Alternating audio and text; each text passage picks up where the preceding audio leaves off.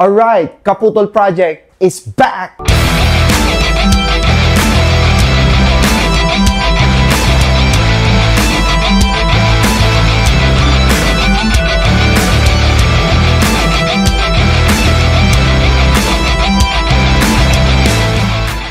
Alright, Kaputol Project is back. So ngayon 2024, meron na naman tayong bibigyan ng bagong prosthetic leg in partnership with Espocare. So tara, kilalanin natin kung sino ba itong kaputol natin na mabibless ngayon ng bagong prosthetic leg.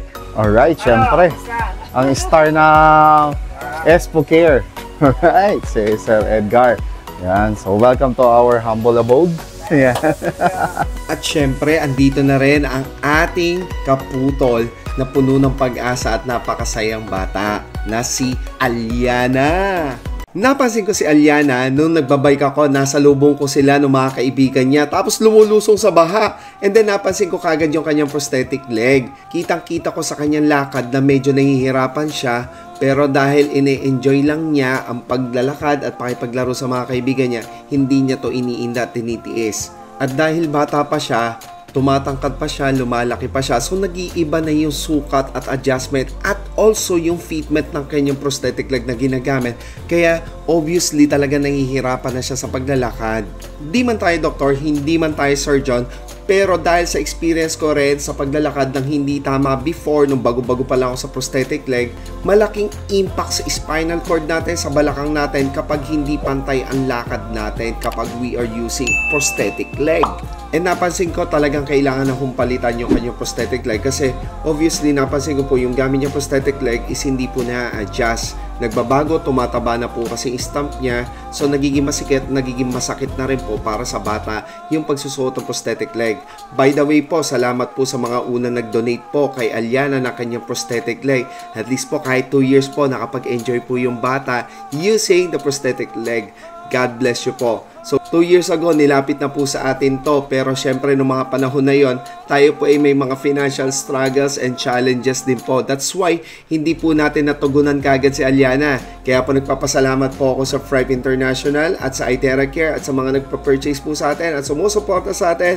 That's why eto na po tayo, nakakatugon na po tayo unti-unti sa mga gusto natin bigyan at tulungan. God bless po sa inyong lahat. So yun, si Aliana is, ilang taon ka na? 10. Yeah, okay. Paglaki mo, ano ang gusto mo? Gusto mo maging doktora? O diba? Sadyang napakaganda nga ng kanyang pangarap na maging doktor at maging manggagamot. So hindi natin hahayaan na maging hadlang ang kanyang kapansanan para matupad ang kanyang mga pangarap.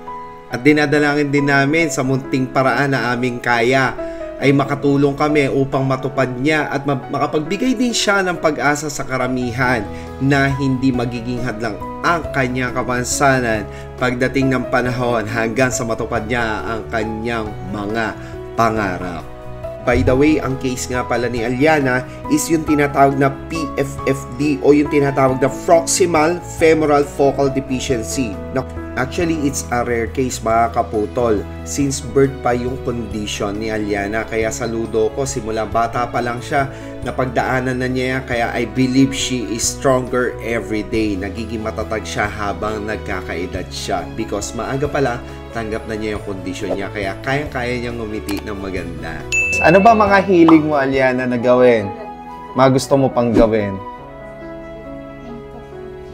Tumakbo? Oh, Sir Edgar, matinding pressure. Gusto daw tumakbo. Ay, mapag-aaralan naman yan. Kung practice ang prosthesis naman, mabibigay natin yan na kaya mong itakbo. No?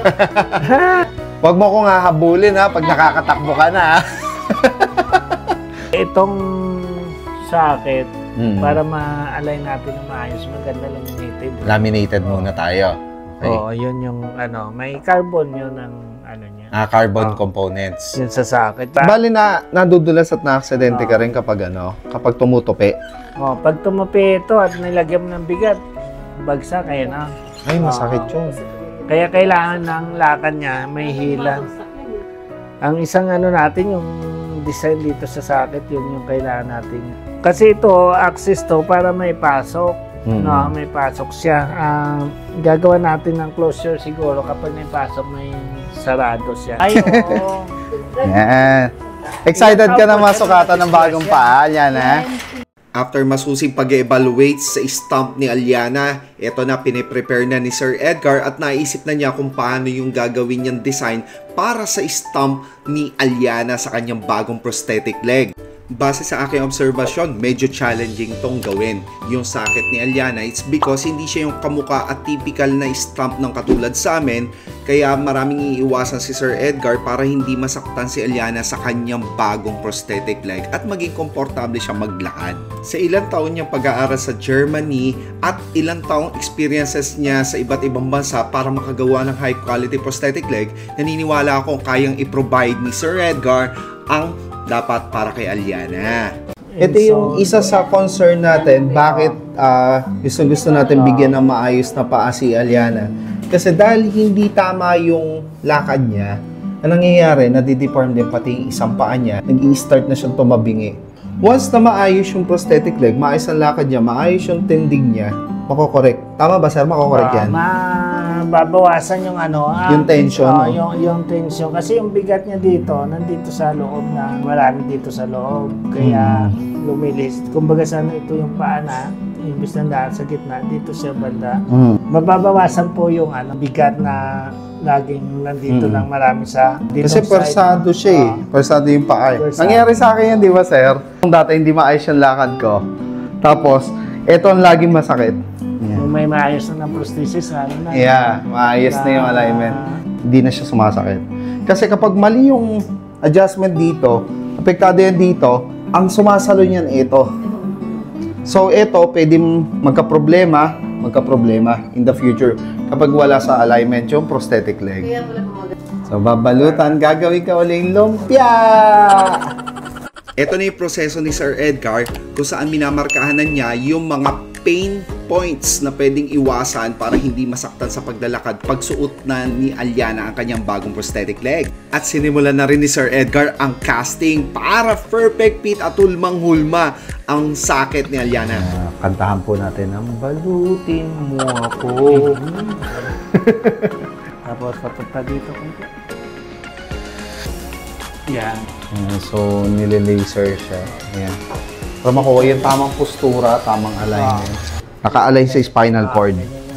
Yung height kasi niya, di ba, mabilis tumakad yung ganyan.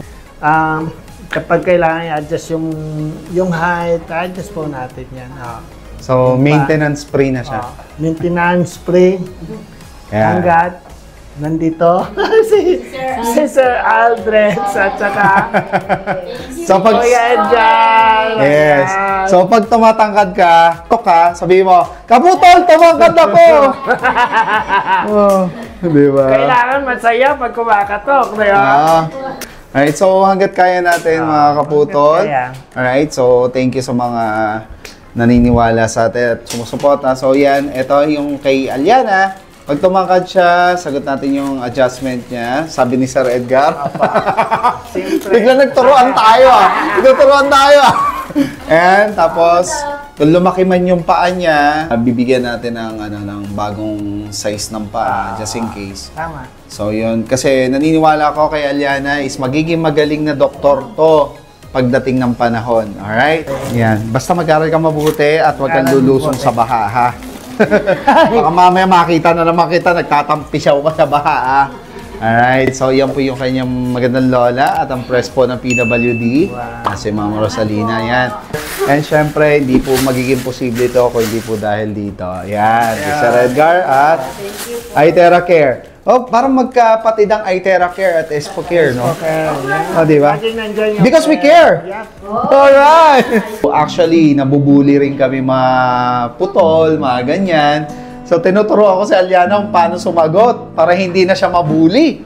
Kasi, honestly, sa murang edad ni Aliana, nararanasan na niya yung bullying. So, hindi madali, pero ito lang ma-advise ko sa lahat ng mga katulad ko, ng mga kaputol. Kung nakakaranas ka ng pambubuli, isa lang masasabi ko sa iyo, tanggapin mo kung ano sitwasyon mo and make fun with it. Dahil tanggap ko na putol yung paa ko, wala nang magamit yun sa akin para inisin ako. So, yan, para sa mga nambubuli po, sa mga may kondisyon na katulad namin, God bless you po. Pero yun po, sa mga katulad ko na mga may kapansanan, hindi po nila kaya yung kaya natin.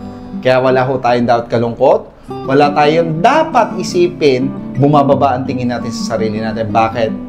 Kasi kung sila yung nasa posisyon natin, hindi nila kaya to. Marami pong may inspire si Aliana, naniniwala po ako na magiging isang magaling na doktor to pagdating ng araw. Alright.